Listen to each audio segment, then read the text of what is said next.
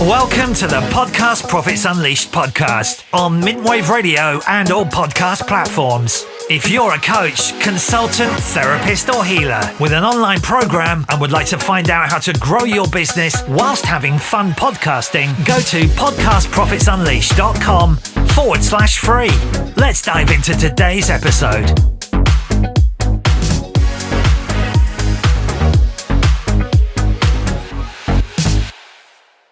So, welcome to the show. And today we have the lovely Nicole Christina, who is a psychotherapist and a professional podcaster. She is the host of the 5-time award-winning podcast, Zestful Aging, which is heard in 106 countries. She is also the author of Not Just Chatting, How to Become a Master Podcast Interviewer. And today we're going to be talking about that, really, how to shine in podcast interviews. I'm your host, Karen Roberts, helping coaches and experts get their message heard to the people who need to hear it through podcasting. So welcome to the show, Nicole. Lovely to be here with you. So what was the inspiration behind helping podcast guests prepare to shine in their own interviews? I'm a psychotherapist I've been one for a long time. And so I was really starting to think about, when I moved into the podcast space, what makes a good interviewer.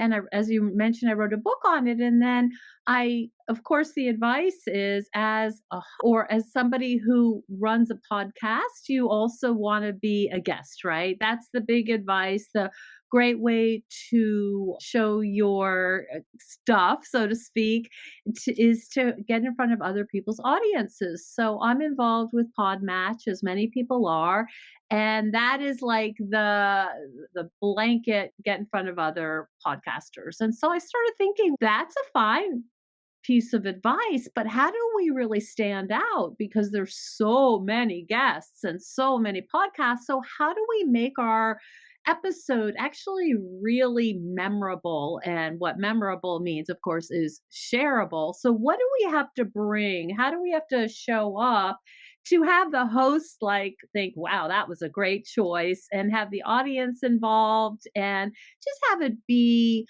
something that rises above the average? And I thought, I think I have something to say about that, because I've been on a lot of podcasts and I've had nice feedback, and I thought I want to help people do this. The other piece is that it can be very nerve-wracking, because if you're on a podcast, you're thinking, here's my chance. I'm with Karen. I have to sound brilliant. And it can be really nerve-wracking. So as a therapist, I obviously teach skills around managing anxiety.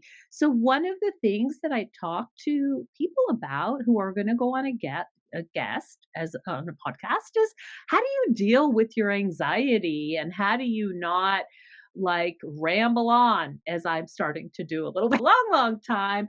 How do you show up and have what's called the best way to be is with relaxed attention? How do we get there? So those are the things that I talk about and teach and help people with. Yeah, you're right. And it's funny, as you go, it's very easy to get a little bit complacent, because if you've been doing it a while, you forget how it felt right at the beginning, because people do tend to panic, and I would go off on a complete tangent and to my spot. But the beauty of this is, for me, I've spoke on stages where you've got to prepare a signature talk. This is completely different. And as far as I'm concerned, it's so much easier, because it is just two people having a conversation, and so that you can speak from the heart.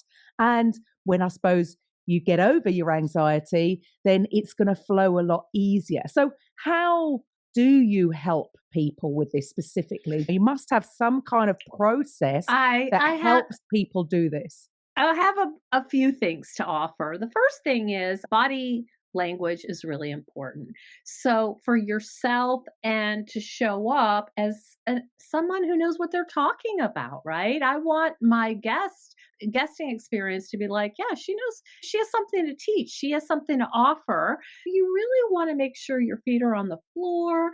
You want to have your shoulders back and not up like this in a relaxed state. And the thing that's so fun about this in my world is that the body talks to the brain. So when your body looks confident and relaxed, your brain, it's a hack. It's a nervous system hack. Your brain says, oh, things must be fine. I can relax. I can be responsive. I can find the words. I can engage and not be so tense and tight. There's a great TED talk by a professor, and I always recommend this. Her name is Amy Cuddy, Cudy. And she talks about these different things you can do, and you may know them, Karen, as someone who speaks on stage, but your presentation says a lot about you and puts you in a certain mind space. Now, I'm going to say something that's a bit paradoxical, because when we show up on a big podcast, we want to be relaxed, right? We want to come off as someone who has authority, but we don't want to pressure ourselves so much that then we're tongue tied and we seem tense and weird. So we can actually say to ourselves, it's perfectly okay to be average. And what that does is it relaxes us to say, oh, if I can be average, then that sort of gives me the freedom. And it gives me some sense of it's fine if I chew on my tongue. And then you come off to be quite spontaneous and, as you say, conversational. You really want to show up also. This is not CNN, right? You want to show up in a friendly, enthusiastic, warm, and engaging way. This is my long law that we know we have things in common. There's goodwill here. You're not trying to trip me up or have a gotcha moment. You're just trying to help me talk about things I know about, so we appeal to the audience. So I think going in knowing your host wants the same thing you want, which is to have a lovely, engaged, warm conversation. By the way, people are starving for this, because as it's not just more facts. Give me more facts. Give me more information. It's let's have a real human connection. We can laugh. And I will often, as a host, I deal with some stuff that's pretty intense, but there's always laughing. And at some point, that's such a beautiful connection. So you really want to go in with relaxed attention, giving yourself to permission to be like, this may not be perfect. It may not be the best interview I've ever had.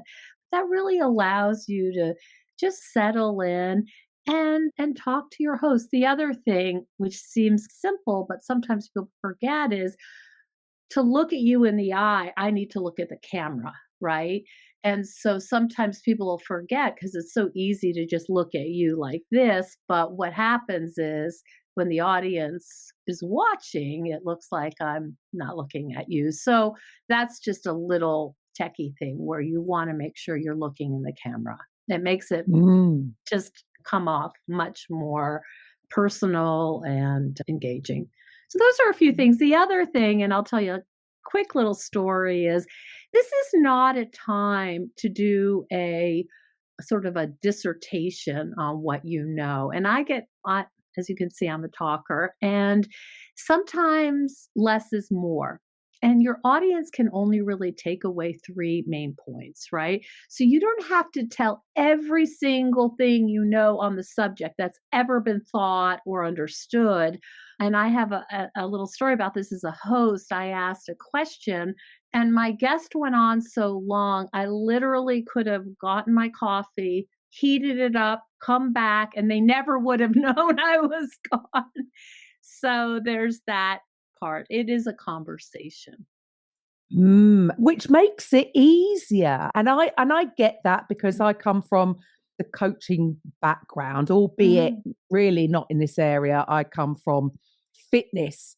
I was a fitness coach for a quarter of a century. I can't believe I stayed there that long. I'm used to either giving information, directing, instructing, correcting. And I think that is, for me, that was the difficult part with doing not even just podcasts, but doing videos. I wanted to give information. But what I found is there's a big difference between just giving information and showing a transformation through your sort of storytelling. And that for me was very difficult in the beginning. If you're a coach and you've got a program, like I have sort of an implementation program, that's where I get to inform. That's where I give to teach and do the step by step. At the end of the day, nobody wants to hear all that stuff, right? Until they come on your course. So with your podcast, that is the opportunity for people to showcase what it is they do, how they help people. So they get to demonstrate that clearly without, as you've just said, you don't have, without giving too much information so you overwhelm them. And I think that really is the difference. And quite frankly, it takes the pressure off you, doesn't it? Because you don't have to remember a script. You don't have to remember all your bullet points of what you got to cover, but it can come across through just having this very simple, laid back conversation. And another thing I picked up on that you said earlier is that this thing about doesn't have to be perfect. That's not the point of a podcast.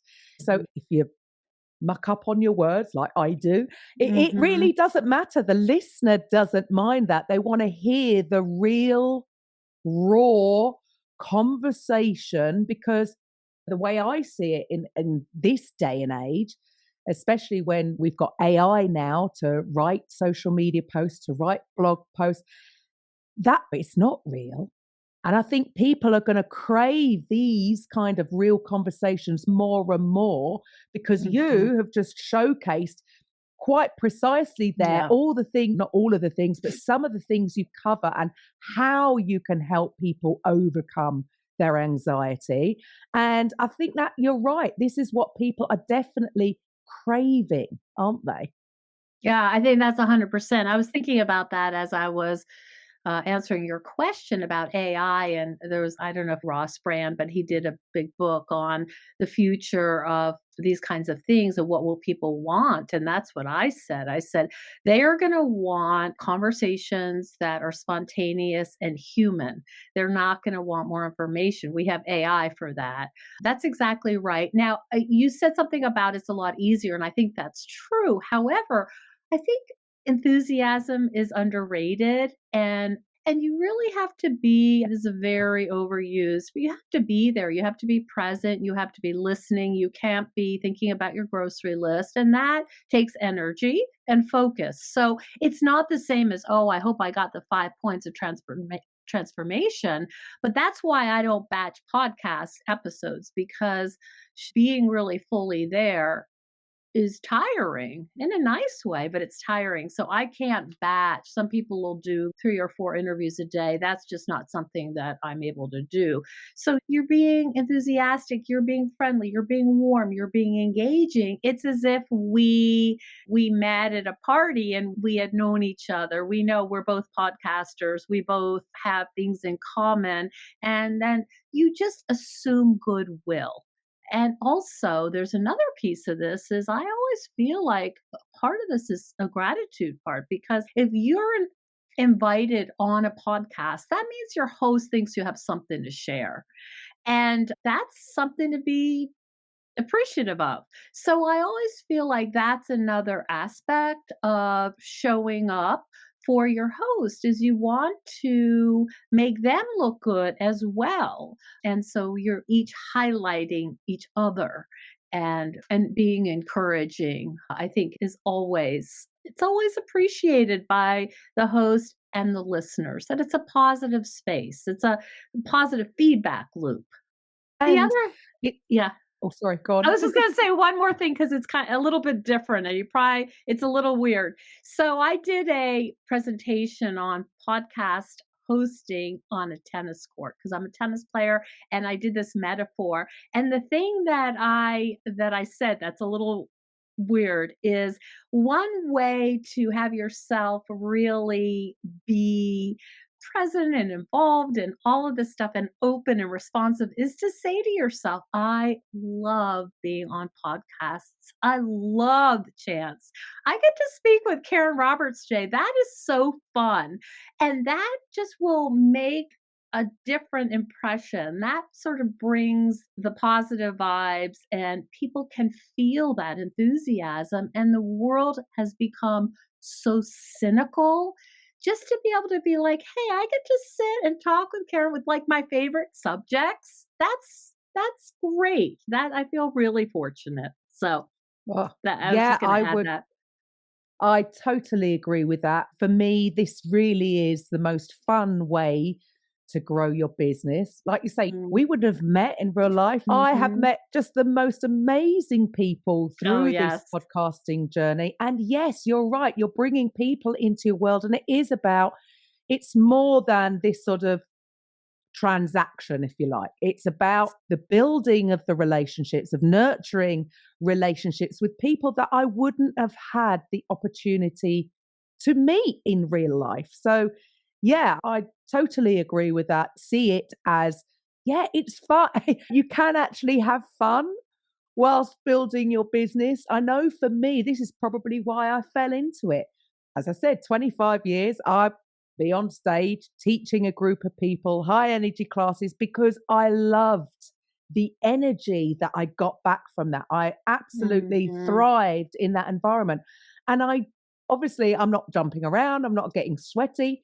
So that's a bonus, but I'm still Mm. getting that kind of thing from doing a podcast. And yeah, because quite frankly, a lot of the other stuff that I have to do for my business is pretty boring, right? That's right. It's just grinding it out. I love that you talked about energy because when we're finished with our conversation, this is my belief, we should both feel energized and filled up. That was fun. I learned something. I got to meet another host, and we all know it's work. It's hard. We can understand that there are some really effortful parts of doing a podcast. So now we're in a understanding or empathic kind of space. But the energy is that's such a great word that yeah, we're not jumping up, we're not getting sweaty, but that exchange of what do you think about this? What do you think about that? It should really be, and that's what I use the tennis thing for. It should be a rally. It shouldn't be like, let me tell you all the things you need to do about being a great guest. Here are 10 things. Who wants to hear that? I know I don't. No. And this is why having these sort of conversations, but is, in my personal opinion, is a lot easier than having to remember all that stuff. And you can teach that Mm-hmm. if people want to know more, then you can go into the information giving. But so, as we both know, podcasting is a fantastic platform to get your message out there. Because I Mm-hmm. don't know about you, but I've had guests on that I might read their bio or check their social media profiles out or check out their website. And I've already, rightly or wrongly, I've made a judgment, right? I've created a story in my head of what that person does. And then actually, when I get them on the show and ask them the questions and we have the conversation, by the end of it, I'm like, oh, I've got a completely different idea, That happens which I've, in therapy too, as a psychotherapist. You think you know, and then you ask the follow-up question, think, wow, did I miss it? Yeah, so that's yeah. lovely that you can be open to that. Yeah, and I think that's so much better for everybody being a guest on the show because they get that opportunity to dive a little bit deeper into what it is they do and how they do it because everybody does things differently. But there's so many people out there that I know would love to, and I think guesting is the best way to start because I Yeah. think for somebody to start their own podcast, they might get a little bit overwhelmed with all the Mm. moving parts, right? Oh, So, yes. guesting is a fantastic way to get your message out there. So, what do you think stops people from actually taking that step and reaching out to podcasters to be a guest on their show? As hosts get pitched all day long, right? So it's not as easy as, oh, I guess I'm supposed to be a guest. Let me just contact somebody. I think probably there's also imposter syndrome. What do I have to say that people haven't already heard? And, what? there's so many guests out there saying, maybe bringing the same message. Am I unique? Is what I'm saying valuable? So I think there's certainly fear, and it lasts for a long time, right? Once you're on the internet, you can't undo it. So it is nerve wracking. And part of why I really love doing the abdominal breathing before I go on. So you've got your hand, you're, I'm sure, an expert at this because you know a lot about this, but hand over the belly and really breathing deeply. And so you're engaging your vagus nerve. It's a nervous system's like, oh, things are safe, you're fine. So I think the nerves need to be managed. And I talk a lot about that with people where, yeah, it is a little nerve wracking. How can you make it less nerve wracking? And a little bit of nerves is okay because it does give you some energy, but I would definitely have people do some deep breathing. I have a rebounder, which is a mini trampoline. If I'm going to be on a scary podcast, I love it. Yeah,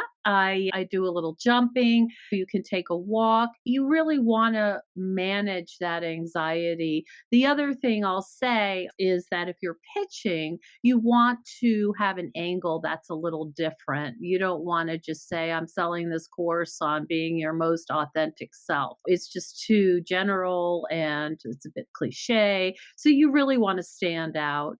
So I think it's hard because you have to have a bit of a hard shell. I've been trying to crack into this one particular magazine for years, and I'm like, come on, guys, give me a chance. It's ridiculous. Why can't somebody send me an email back? And you have to be a little, as you have to roll with it because you get a lot of rejections, and that's sometimes it's hard to take.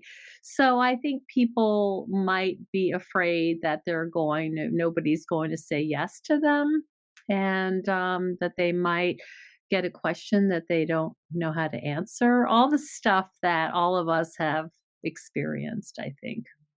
And I love that. Don't take any of it personal. You can't. People will say, look, oh, how did you get to have a 6-year podcast? How did you? I said, I'm a dog with a bone. I just keep doing it and doing it when sometimes it's not the thing I want to do is do social, or I don't edit my podcast, but I do a lot of stuff related to that. And sometimes I'd rather knit in front of the fire, or take a walk, or make bread or something. Like, I don't want to do that, but it really is consistent and showing up. And there's a TED talk I love on grit. And some of this is just like, you got to grind it out. It's not always fun. And that's why most podcasters don't make it past 10 episodes, because it seems like a great idea. And then you're like, wait, what a minute. 4 hours to every hour of, oh my gosh, I didn't sign up for that. You have to just keep at it. Is that also been your experience, Karen? Oh, 100%. This is why Yeah. I do what I do. When I launched my podcast network, I thought, brilliant.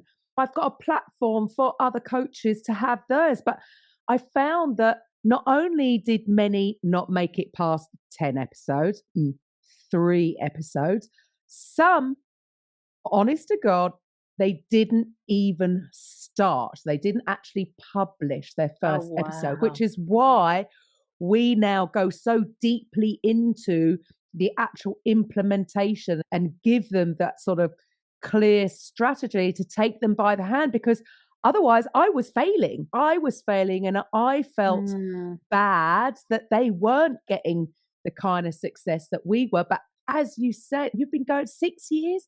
My goodness. Oh, we've been going 3 years now. The only thing I would say is just keep going. Trust me, I'm not going to go back and listen to old podcasts when I started. Me neither. I didn't know what I was doing, but you learn as you go. It was people waiting for it to be perfect. It's never. None of my podcasts are perfect. They're never going to be. And I'm okay with that. And I think that is the biggest thing to people. Look, just get out there. Start guesting, because that will give you the confidence then to, if you wanted to, start your own in the future. But what else? What other things do you think stand in the way of people just taking that first step. Don't worry about too much about what you're going to say. Have some kind of formula, but you know what? If you know your stuff, it's just going to come, right? But I think what you else have do you to, think? yeah, just like the confidence comes later. First you do it and then you get confident. And I, it's hard. And this is a message that's a through line through a lot of the work I do. It's not comfortable all the time. I had this really big, he's like the guru of Zestful Aging. We started the interview and I was nervous, which by this time I'm not really nervous very much. I was nervous. He's friends with Jimmy Carter. So I was nervous. I told a joke or I made a little quip, flat, nothing, crickets. And I was like, oh, wow, this has got to hurt. And so sometimes, and that's why I say, allow yourself to be average and allow yourself to have those moments. Even Joe Rogan, I'm sure, has those moments. Can you allow yourself to just try, and sometimes you hit it and sometimes you don't? I ran into a piece of research that was mind blowing. And what they said is even when people don't understand the words, they can understand the tone and the energy of a conversation and know whether it's feeding them or not, whether they're attracted to it or not. So they can't understand the words, but they just understand sort of the tone of it. And I thought, wow, that's really important. Back to, we don't have to show up being the ultimate expert on everything, but we want to come with enthusiasm and a willingness to learn. Yeah. And the whole point, I suppose, of this is the fact that you said it earlier about people starting courses about being your authentic self. But the beauty of podcasting, the fact is that you do get to show up as your authentic self. And Mm. it is about not worrying. I've got pink braids. I have my own style. I can get all bit excited and a bit all over the place. That's me. And Mhm. the way I see it is, yeah, I might not attract the more corporate clients because of how I am. But again, I'm okay with that. When Yeah. you realize that you are going to attract your tribe, which is brilliant. You only want to work with people that you're going to resonate with. And so for me, that's how I see this, is the opportunity for me to just be me, and people are Mhm. either going to like it or not. And either way is good because I'm not facing any rejection, because if they don't like it, they're not tuning in and I won't know either way. So for me, Mm. I find it a really safe way of putting yourself out there because, and like you say, it does take time. It's a marathon, not a sprint. Oh, for sure. And Yeah. I'm so grateful that I didn't give up, even when I wasn't getting it. To be honest, I wasn't asking for anything. When I started, I didn't have anything to promote. I was just doing it. I was just committed to showing up. Yeah, And that's it. if I can put that out there to people, that is the work. That is the work. The time would have passed anyway. I'm still 3 years down the line. I still would have got here. But Yeah. now, thankfully, I'm not sure what number episode this is actually off the top of my head. We're into the 220s. So, yeah, don't worry about it. Don't worry about it. Just turn up, keep going, keep tweaking. Love what you're talking about here. That's But great. you, And the whole, I used to be, I don't know if you used to do this. I was obsessed by my download numbers. I would be on my platform like, how many people download? How many people? Oh my God. And now I don't even look because it's that attitude. If I really feel like I brought it, I really brought it. My guest is, that's my brand. I'm going to drop on Saturday this art professor who uses invasive species for art and doesn't use manufactured. That's all so in my wheelhouse. And I'm like, you have to have that comfort as you're describing that people will find it. And my job in my this is my way of thinking. I'm not the podcast isn't paying my bills. So that's something to consider. But my way of thinking is my job is to just keep making it higher and higher quality and working on the things I can work on. And then the rest, you have to have some faith that the cream will rise to the top. Now, the other piece I want to add, and I don't know if this is something that is helpful for other people, but I have met three of my guests in different parts of the globe. I interviewed a woman who wrote a book on World War II resistance fighters. I was in Amsterdam. I got to see her and did a follow up interview. And I am actually going to Spain in a few weeks and going to have coffee with one of the guests that I had a few months ago. To me, that is like head blow off to meet your guests in a place just randomly. You happen to be there, they're close. To me, that adds so much depth and joy to my life that it's hard for me to put into words. So I guess I want to put across too, as a podcast host, you get to meet people that if you really click with, you have a friend for life. And to me, that's just such a beautiful thing. I have a woman that I've communicated with in Ireland, and not that I'm going to go to Ireland tomorrow. Who knows? And I had another one from the UK who comes to Thanksgiving in Connecticut. There's just ways. And I think in the world we live in, knowing that they're like minded people, for me, mostly women who really get it and who really understand you, and you have that beautiful connection. To me, that's the antidote to depression and hopelessness that is all around us. Oh yeah, that's going back to that's the whole thing. You don't know who you're gonna jump on a show with, whether that's the host or Mhm. whether whichever way round it is. And it is about developing these relationships. You don't know what Mhm. opportunities around the next Mhm. door. Mhm. Somebody I met, and then somebody I met through them has now become my partner with the podcast Profit School. I wouldn't have Yeah. come across him if it wasn't for this particular guest. So you don't know what will come about. And I think that is another fantastic thing about doing this is Mhm. so many people are scared of the unknown, whereas the opportunities and things that come your way through podcasting Yeah. is fantastic. Absolutely Absolutely. fantastic. The other thing that I think has really helped my confidence as a woman in the world is you're often talking to people who are super accomplished and who have won this award, that award. Most of my people have had some kind of TED talk. And then you're reading their bio, it's like bestseller, New York Times. And then you talk to them and you're like, what? This is just somebody like my neighbor who we could just chat forever. And I think it really helps as we age to feel like, hey, we're really just all on the same bus, so to speak. We're just trying to figure it out. And for me, it's really been helpful to talk to people I greatly admire. And then off mic, we'll talk about our dogs or our gardens or our sourdough starter or whatever.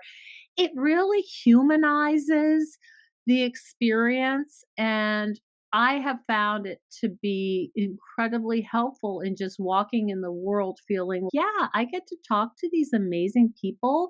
And it's not, we have nothing to chat about. Like, there's a sense of it's an exchange, an energy exchange, to go back to that. And that's something that's a pretty profound lesson. It has been in my life, at least. Yeah, we're very lucky to have that. Very lucky to have that. Mhm. So you not only help people be a fantastic guest and Mhm. shine on interviews, Mhm. but you also help other hosts too. So would you like to share a little bit about that? Was that linked with your book?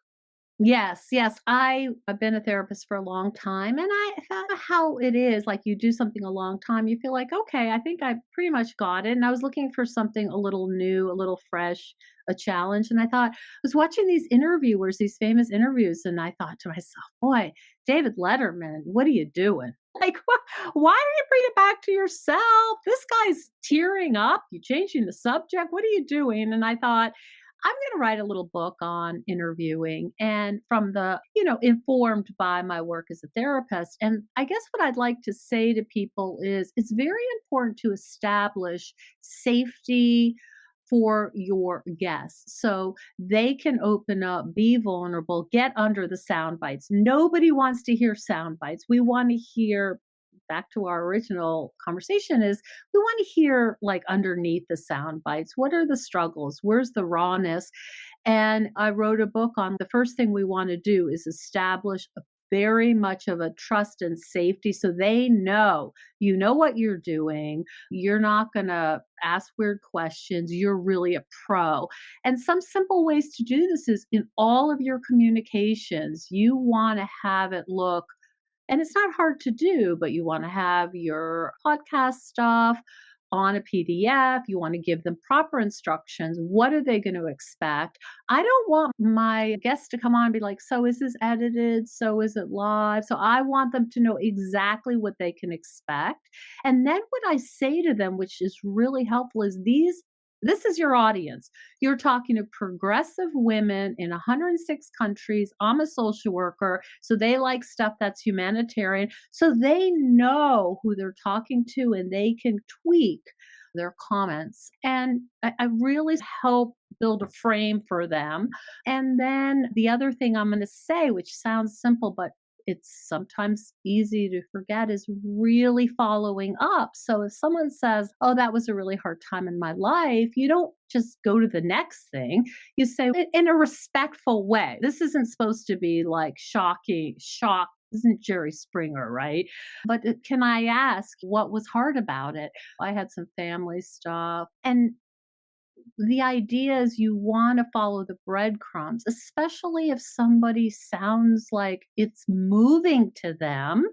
You ask respectfully, what's that? Or can you say more? Or will you reflect a little bit more? And I am telling you, that seems a little like simple, but the devil is in the details. Otherwise, you're going to get a generic vanilla, like, oh, this was my journey, blah, blah, blah. We've all had guests who have come on and they're super practiced. The stuff is in the can. There's nothing fresh. That energy's stale. I want to have a conversation where the guest walks away saying, that was different. It was stimulating and I feel invigorated, and that's what I get. And that's one of the things I'm most proud of is people will say that's the best interview I've ever had, and it's not because I'm like so brilliant. It's I'm really curious and I don't, again with the dog with the bone, that should be my moniker. Say more in a respectful way, but tell me what you mean by that. And then they have to look for something fresh. It's not like the same way been dipping in every single interview. And that goes back to what you said right at the beginning about the importance of being present, not having this talk spiel remembered, ready to just splurt out. Be present so that you can respond appropriately. And I think that's going back to why I love this, because I'm the same. I could talk forever. So having a conversation will pull different things out, and that's going to make it more interesting for the listeners. People want to jump into that conversation. That's what I am looking for, is to have a conversation that my listeners are like, man, I wish I could say something right now. It draws the listener in, and that's what makes it shareable and valuable. Love that. So for people that they'd like to dive into a little bit more about what you've just shared there, first of all, where can they get hold of that book? Oh, they can get a hold of it on Amazon. It's Not Just Chatting, How to Become a Master Podcast Interviewer. It's a small book, but I've gotten really lovely feedback. And I think it's because not a lot of psychotherapists talk about interviewing. And it's not all like psycho stuff or psyche stuff, but it's just coming from a relationship building standpoint that you're actually, it's like a mini relationship. It's not an inquisition. So you're there to share, not to just list things, I guess is the best way to say it. Yeah, they can hop onto zestfulaging.com. I have a ton of free stuff, a lot of stuff around longevity because it's Zestful Aging. So, Yeah, your podcast, Zestful Aging. So, again, mhm. would you like to share a little bit more about the sort of topics that you cover Oh and why boy. should somebody come and listen to Zestful Aging? Ah, boy, that's like such a great question. I don't know in the UK, Terry Gross. She's somebody who does public radio here. She's known as a great interviewer. And I fancy myself as the Terry Gross of aging well. So I do a lot of variety. And I'll tell you one of the episodes because people think this is so great. But I went snake hunting in the Everglades with a woman who pulls out these huge pythons because they're eating all the mammals. So she's an environmental type. She's not just some Rambo. And so I was down in Florida playing tennis for the senior games and I said, "Can I shadow you?" So I went with her into the Everglades at midnight looking for snakes with my remote. So that's always the reaction I get.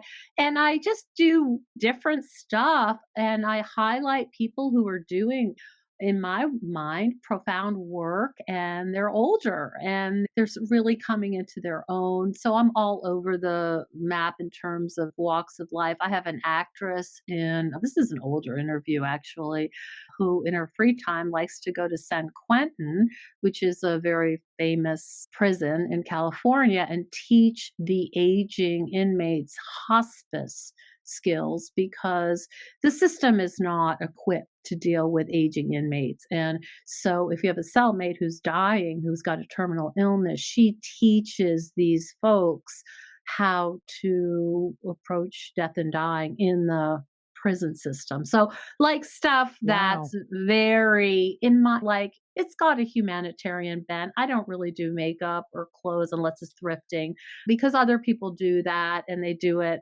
better than I do, and I'd rather do something a little quirky. So that's Bit my deeper. spin.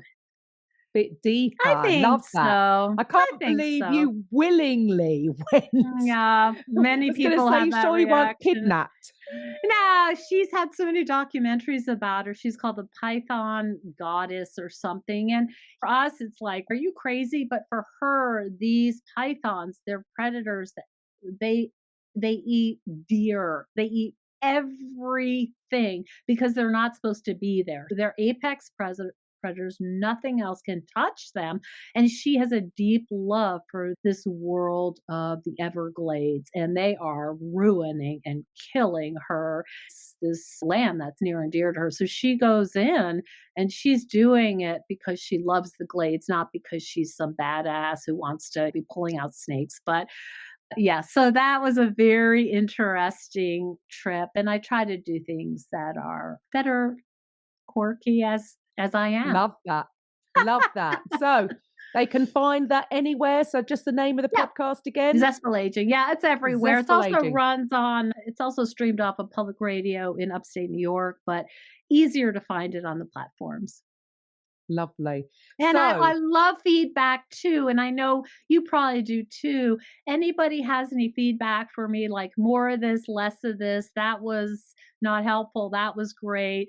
I love feedback. So please, if you listen, I would love to hear your thoughts.